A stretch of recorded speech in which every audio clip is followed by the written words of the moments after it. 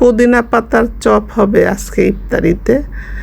প্রথম চপ বানাবো ইফতারির জন্য পুদিনা পাতা দিয়ে, আর সেহেরির জন্য রান্না করব ডিম ভুনা। ইফতারিতে আমি তেমন একটা ভাজাপুরি রাখি না, কারণ ভাজাপুরি আমরা তেমন পছন্দ করি না, গ্যাস্ট্রিক বাড়ে। সে কারণে ফল ফ্রুট শরবত দিয়েই ইফতারি কেটে যায়।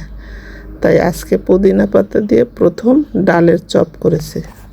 আসসালামু আলাইকুম প্রিয় মুমিন মুসলমান ভাই বোনেরা, আমরা যারা ইউটিউবে কাজ করতে আগ্রহী, আসুন আমরা একে অপরের পাশে থেকে সাবস্ক্রাইব করি, একে অপরকে সহযোগিতা করি।